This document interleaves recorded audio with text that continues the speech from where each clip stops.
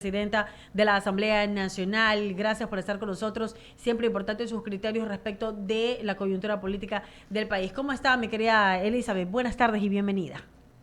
Muchísimas gracias, Wendy. Muy buenas tardes. Igual, Mauricio, un saludo cordial para ustedes y encantada de poder conversar nuevamente.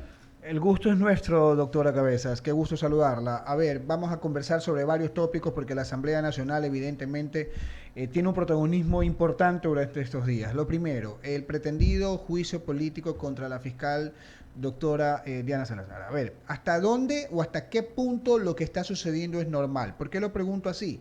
Porque muchos atribuyen que se está dando paso a un juicio político de manos o de cara de un pacto que ha habido entre el Partido Social Cristiano, entre DNA y Revolución Ciudadana. Sin embargo, también hay que tomar en consideración de que Revolución Ciudadana tiene el suficiente número de asambleístas para haber presentado el pedido de juicio político que entiendo que el CAL lo calificó. ¿Hasta ahí estoy bien, doctora Cabezas? A ver, básicamente decirle que más allá de a quién es dirigido el juicio político debe cumplir ciertos parámetros y hay ciertas premisas que son importantes. Y usted bien lo ha dicho. A ver, la Revolución Ciudadana tiene las firmas suficientes para que con solo las firmas de su bancada puedan presentar un juicio político a cualquier autoridad que esté sujeta al mismo.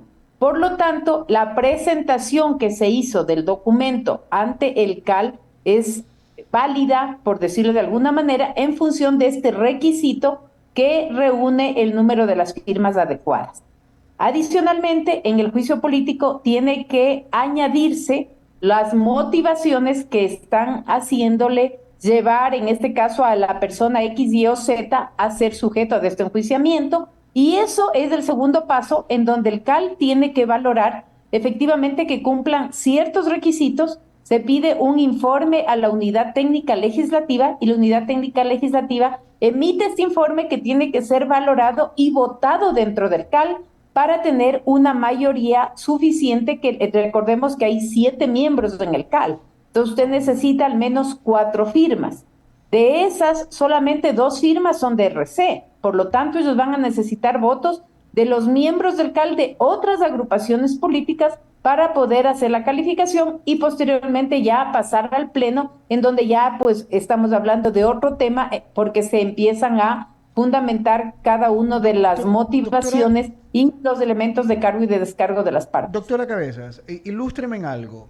Si esta parte de esta Comisión Técnica Legislativa, que entiendo es meramente formal, se cumple, en teoría, los miembros del CAL están en la obligación de aceptar o pueden decir no procede por otras circunstancias. Hay razones suficientes para poder argumentar a favor y razones también para argumentar en contra. Ok. O sea, dependerá de en qué se fundamenta la unidad técnica legislativa para dar paso a su informe. Pero efectivamente son más, yo diría, argumentos de forma y ellos no entran a analizar si tal vez las causales están sustentadas o no están sustentadas, más allá de que se pueda argumentar en ese momento, pues efectivamente, motivos a favor y en contra de cada una de las partes. Pero como definitivamente el juicio político es eso, es un juicio político, en muchas ocasiones no hay los sustentos suficientes para argumentar una decisión y sin embargo, por ser un tema político, la decisión es a favor y se les lleva a la persona que esté implícita en este proceso al Pleno de la Asamblea Nacional, en donde ya juegan otros argumentos. ¿Por qué? Porque ahí usted ya tiene que tener otra cantidad de votaciones que no solamente son los de la Revolución Ciudadana para este caso puntual, sino que necesitaría el apoyo de otras bancadas para tener el número de votos que permitan ir a una censura o destitución en el caso de la figura que esté siendo sujeta de este enjuiciamiento político. Doctora Cabezas, cuando se habla de un juicio político hay que entender que las motivaciones son políticas. Sin embargo, hay algunos pareceres, algunos criterios que señalan que por muy político que sea el juicio, tampoco puede estar alejado de causales legales que consten en la Constitución de la República. ¿Cuán de cierto hay en esto? ¿Por qué lo digo? porque escuchando las declaraciones del presidente de la Asamblea del ingeniero Henry Kronfle, al indicar de que en su momento la fiscal fue absuelta por las autoridades judiciales con relación al supuesto plagio de su tesis, en teoría no se podría juzgar por una misma causal dos veces a una persona. Pero eso es en el campo jurídico, Judicial, jurisdiccional, legal. En el campo político judicial. creo que no pasa eso, ¿verdad? No hay esa limitante.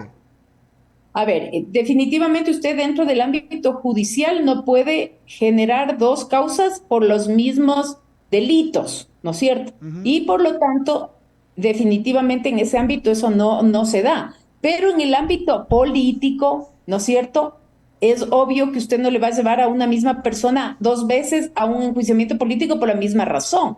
Este momento, en este caso puntual, se han esgrimido algunas razones y esas razones yo le aseguro que además no van a ser las únicas que sean topadas de darse el escenario de que efectivamente se concrete esta intención de llevar al pleno a la figura de la señora fiscal, sino que ellos van a argumentar un montón de otras razones, tengan o no vínculos. ¿Por qué? Porque en el tema político, en muchas ocasiones lo que se busca es ni siquiera atacar el tema judicial, sino más bien ventilar un montón de otros temas que no siendo relacionados entre sí pueden afectar la figura o yo diría o la trayectoria incluso de la figura que está en este momento siendo juzgada. Entonces, de darse ese escenario, ¿no es cierto? Que todavía no es un tema que se conoce, de darse ese escenario, yo estoy casi segura que va a ser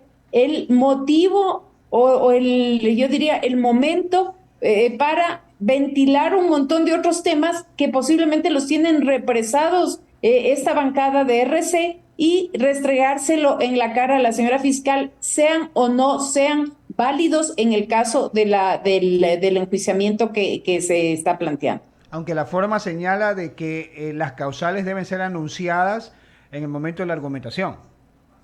Sí, pero recordemos, por ejemplo, en el caso de Guillermo Lazo, que no se llegó a la censura por la muerte cruzada. Es correcto. Recuerde usted que unas fueron las motivaciones que se presentaron para el enjuiciamiento político y otros fueron los temas que se empezaron a ventilar cuando ya se empezaron los debates. Entonces Es ahí es correcto. donde se da esta, yo diría, esta exposición de la figura pública en la cual tiene que aguantar, por decirlo de alguna manera, cualquier cosa que quiera decir el asambleísta por su derecho, ¿no es cierto? Y su libre capacidad de expresarse dentro del momento en que él pide la palabra.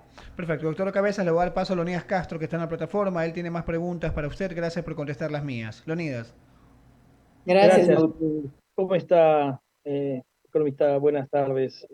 Yo quería consultarle un poco también con lo que está pasando entre la Asamblea Nacional. ¿Cree usted que en este nuevo periodo legislativo es posible que haya esa gobernabilidad que necesita el Ecuador, más allá del nombre del presidente, quien está ahorita ejerciendo el poder? Esa gobernabilidad que necesita el país, ese trabajo conjunto de legisladores y dejarnos ya de lado cuando vemos un país que se desangra, cuando vemos que hay masacres a diario, cuando vemos que la gente no tiene dinero en sus bolsillos para comprar la comida, para subsistir, donde vemos que no hay generación de empleo. ¿Cree usted, economista Elizabeth Cabezas, que es posible que esta nueva legislatura pueda darle las herramientas que necesita el Ecuador para seguir adelante y encontrar nuevos rumbos y mejores rumbos? A ver, a mí me parece que es importante reflexionar primero sobre al menos la buena intención que ha tenido el presidente Noboa de generar vínculos y lazos más allá de los cuestionamientos, ¿no es cierto? Pero de generar vínculos y lazos con la Asamblea Nacional. ¿Por qué? Porque nos guste o no nos guste, en la Asamblea Nacional están representadas todas las fuerzas políticas y además están representados todos los ecuatorianos.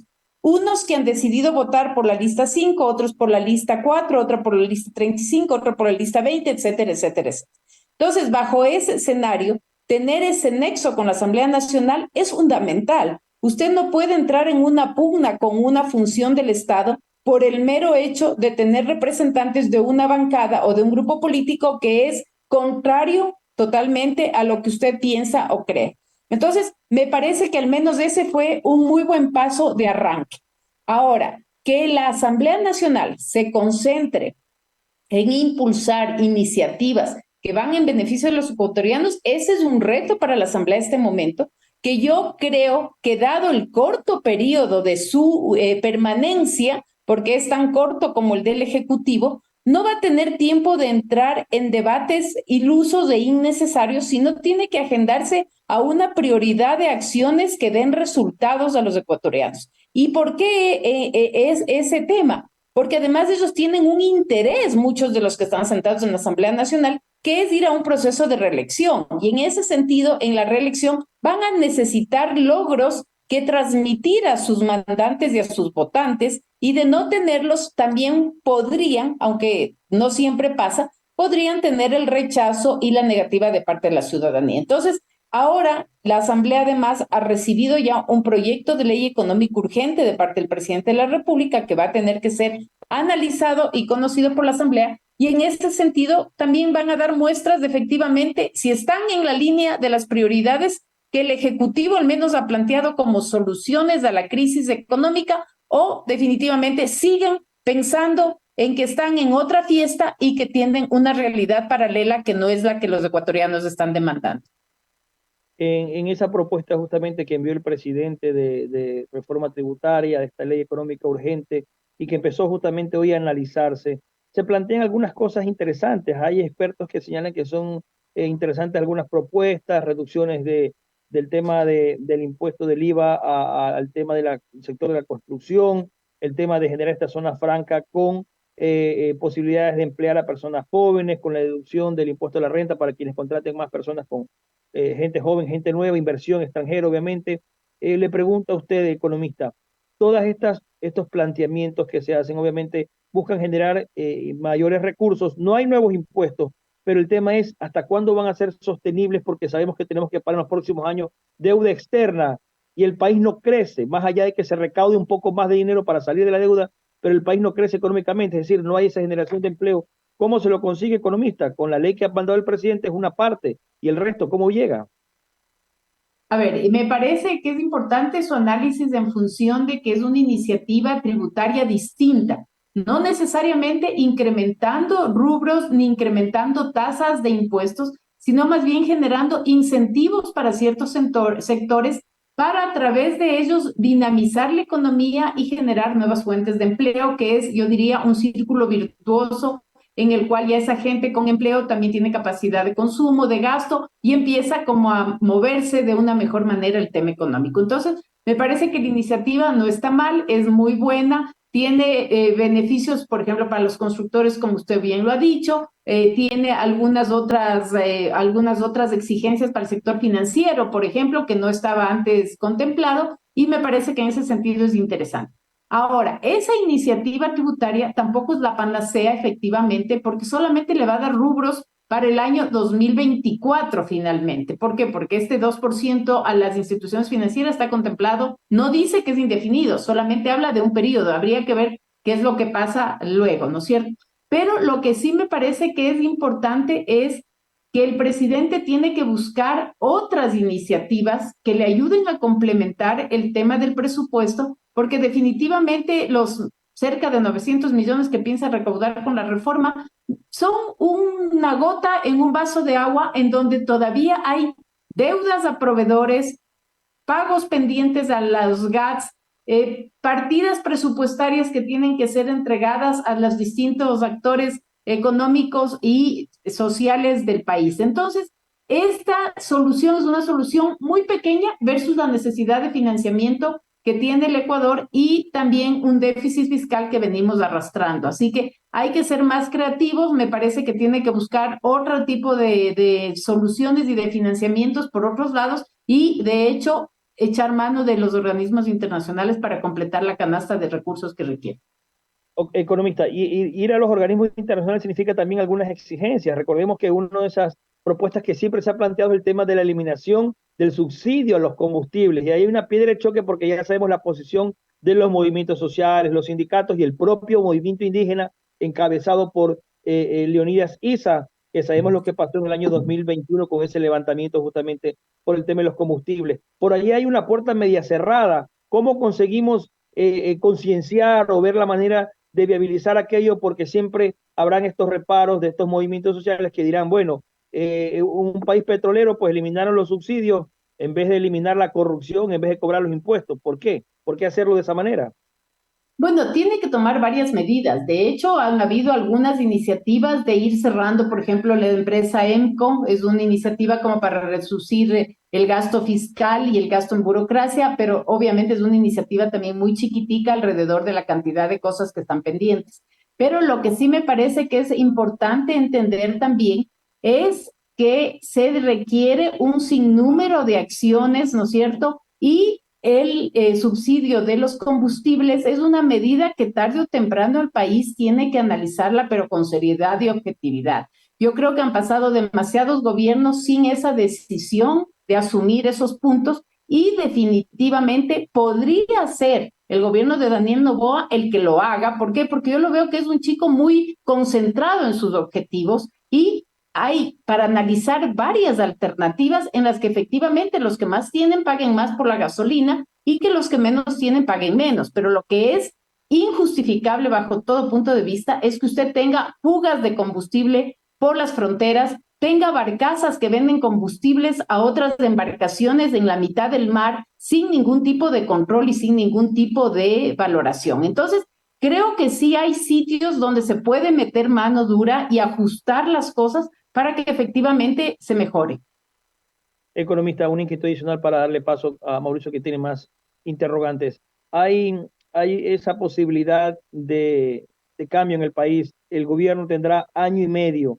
Ya vemos algunas decisiones en el ámbito político, en el tema de cambiar una estructura de la policía, cambiar la cúpula policial, ha cambiado ya la cúpula militar. Le pregunto a usted, en esa gobernabilidad que se está buscando, vemos que son puntos importantes lo que está haciendo el presidente Noboa. ¿Cree usted que qué más podría afinar con algo que es un pedido de la ciudadanía, luchar contra la corrupción, luchar contra la delincuencia y terminar con estos círculos que han hecho daño al país? Bueno, creo que lo que hace Daniel Noboa es exteriorizar las inquietudes y las demandas de los ciudadanos. Fíjese usted el fin de semana lo que acaba de pasar en Durán, lo que acaba de pasar en Manta, son eventos de violencia y de inseguridad que son es nada más que una muestra de lo que estamos viviendo a diario. Por lo tanto, el tema de la seguridad es una prioridad. Y creo que es importante las decisiones que se han tomado en ese ámbito, como es remover a varios miembros de la Policía Nacional, hacer una renovación de la cúpula de las Fuerzas Armadas para tratar de tener figuras que estén totalmente aisladas de estos círculos, ¿no es cierto? Y puedan entrar a combatir la corrupción y las mafias con fuerza y sin compromisos. Así que a mí me parece que esa es una muy buena iniciativa y creo que en esa línea la ministra tendrá que tomar varias decisiones importantes que van a dar buenos resultados. En el resto, la generación de empleo es una cosa que Daniel Noboa lo ha planteado desde su campaña. Me parece que como joven, como visionario, él tiene claro de que se necesita reactivar la producción y generar fuentes de empleo como un mecanismo de combate a la inseguridad. Sí que él está pensando también en medidas de prevención, no solamente en el ataque y en el combate a estas mafias. Entonces, yo tengo optimismo de pensar de que él va a concretar muchos de estos planteamientos con iniciativas y propuestas que le den resultados concretos. No es cuestión de dar discursos largos, es cuestión de decir pocas cosas, pero cosas con peso y sobre las cuales sepa cuál es el camino para que se concrete. Mauricio, sigue con más inquietudes. Adelante, Mauricio. Gracias, Leonidas. Elizabeth, en esta relación ejecutivo-legislativo, hemos visto cómo en estos primeros días, en estas primeras semanas, aparentemente las cosas han fluido. Sin embargo, hay algunas declaraciones ahí que uno los ponen un poco a pensar, ¿no? Se hablaba al principio de que sí había acuerdos, pero después se decía por ahí que parece que son coincidencias. O también dijeron en su momento de que el hecho de que se haya acordado algo no quiere decir que sea una patente para que el presidente coja y pueda mandar cualquier documento y pasa así nomás. Quizás están abriendo un poco el paraguas y quizás están delimitando un poco el terreno luego de que se escogieron a las autoridades del CAL y de las comisiones legislativas y ya cada uno quizás está también marcando su parcela? Bueno, yo creo que más allá de las coincidencias, cada una de las agrupaciones políticas va a marcar su territorio y no va a cesar en plantear o al menos poner sobre el tapete cuáles son sus intenciones y sus prioridades. Pero de todas maneras, de tener una asamblea en la cual hay posibilidad de diálogo, hay consensos y hay acuerdo, eso es saludable para todos. Eso nos da tranquilidad. Yo, además, apuesto mucho por la capacidad que Henry Kronfle tiene como presidente de la Asamblea para liderar eso, más allá de las múltiples diferencias que siempre se dan. O sea, no es fácil poder tener un acuerdo con todas las bancadas. En cosas muy pequeñas hay diferencias, más aún cuando los objetivos y los planteamientos son más, yo diría, más difíciles o implican mayores retos. Entonces, en ese sentido, yo sí creo que esta asamblea va a procurar, al menos más allá de sus prioridades partidistas,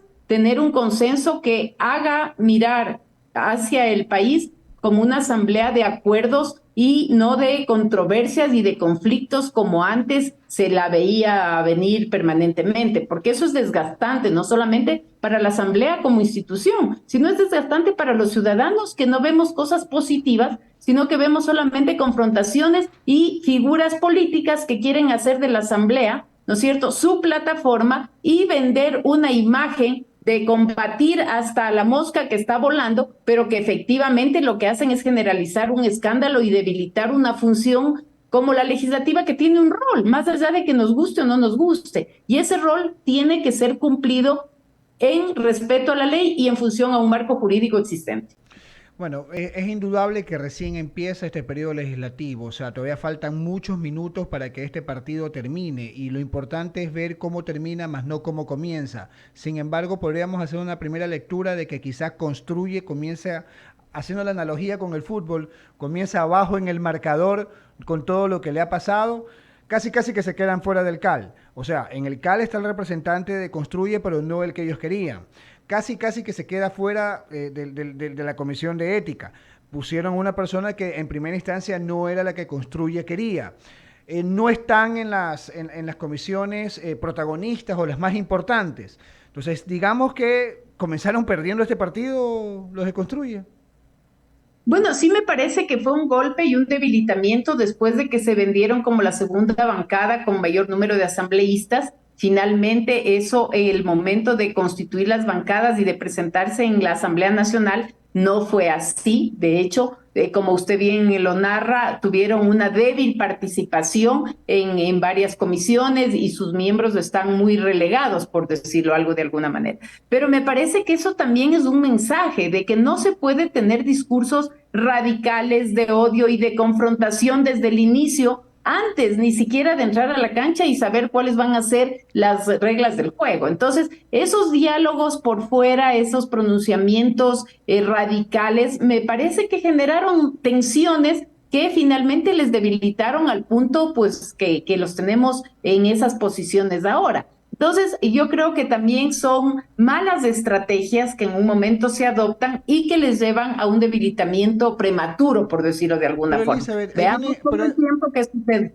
por ahí viene el otro componente que también es muy importante. Se supone que ellos representan una corriente política y por algo están donde están y sacaron la cantidad de asambleístas que sacaron. Esa corriente política supuestamente es pro Villavicencio contra el economista Rafael Correa, expresidente de la República. Consecuentemente, su discurso lo mantienen en ese sentido.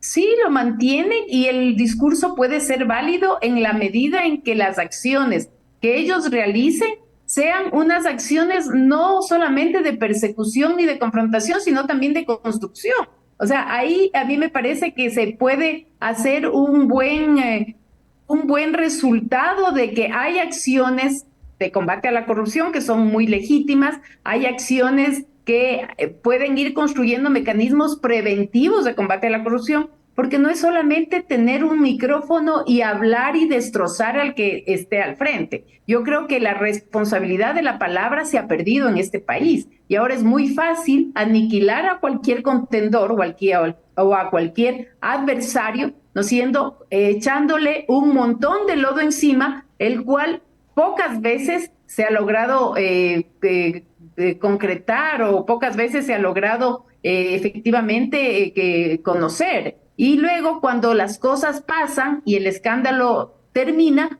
no pasa nada. Entonces yo creo que eso de escandalizar permanentemente no es una buena receta. Yo particularmente creo que la palabra tiene un peso y uno tiene que ser extremadamente responsable con lo que dice y más aún con lo que hace. Entonces, el momento en que tenemos, ¿no es cierto?, una tarima para que cualquier persona se pare frente a un micrófono, diga lo que quiera porque está buscando una candidatura, entonces es un peligro, más que una construcción, es un peligro. Y ahí yo creo que han habido muchos errores y han habido muchos problemas y también pues el momento que ya esta bancada se empezó a desintegrar fueron por inconveniencias al interno de ellos mismos, o sea, ni siquiera tuvieron la capacidad de poder concentrarse y cohesionarse entre los que en un momento fueron parte de un mismo grupo. Concuerdo plenamente en ese concepto que es lo que leo de sus declaraciones. Una cosa es mientras estoy en campaña y otra cosa es cuando tengo que ejercer el cargo,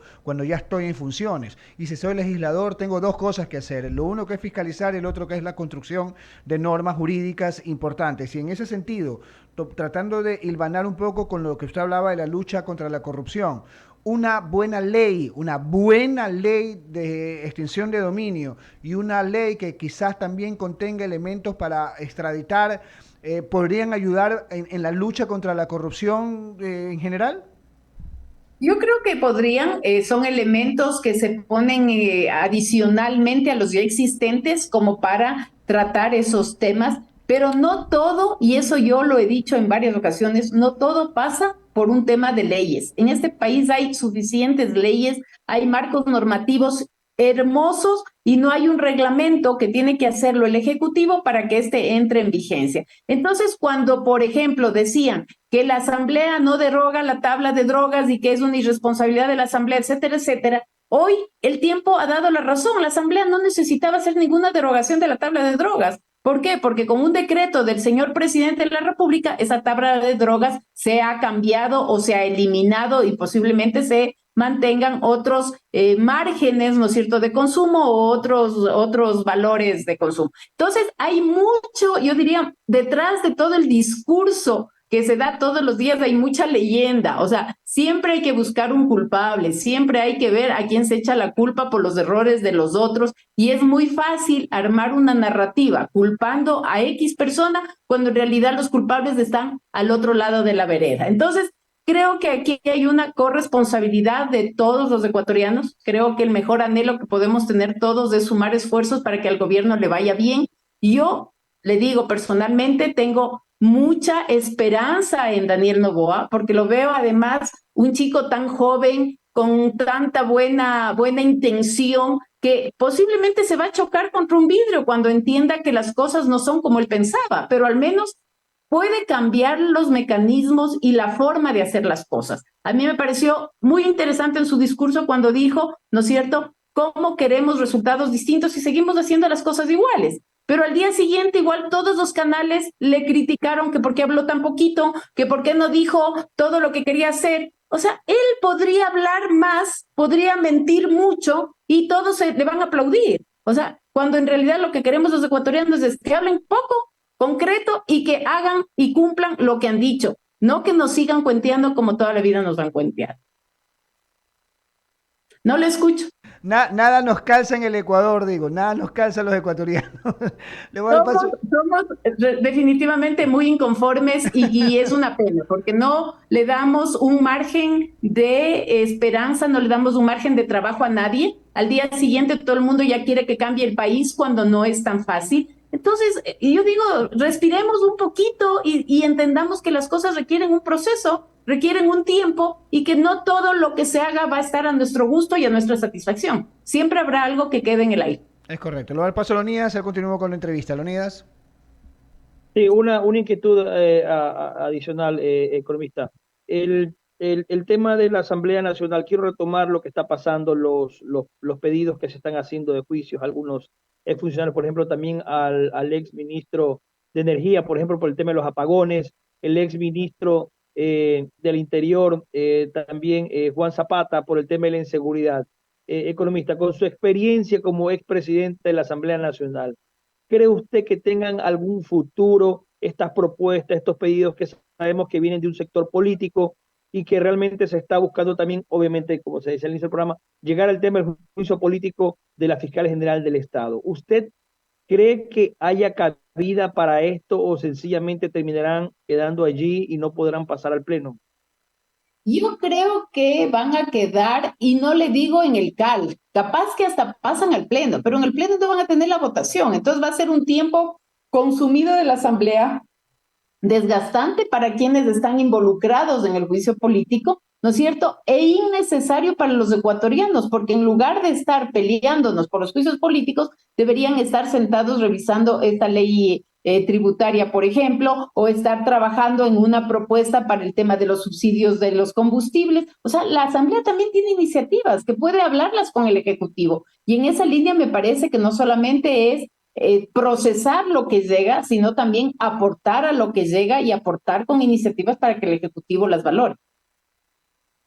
Economista, obviamente el trabajo que recién empieza la Asamblea Nacional es un trabajo que va a demandar también la unión de los grupos políticos. ¿Usted ve que se mantendrán esa hegemonía de cómo empezó la Asamblea o habrán ese requebrajamiento, esas divisiones que son típicas cuando empieza un nuevo periodo legislativo? Por lo menos en la elección de las autoridades se confirmó lo que las negociaciones plantearon, pero la pregunta es, ¿cuánto tiempo podrán sostenerse esas alianzas cuando ya hay demandas, por ejemplo, de, ok, tú quieres los votos para la ley, pero mira, yo quiero estas propuestas de juicio político, por ejemplo, de una bancada? ¿Es posible que haya bajas, resquebrajamientos dentro del Pleno con estas condiciones, estas circunstancias de manejo político?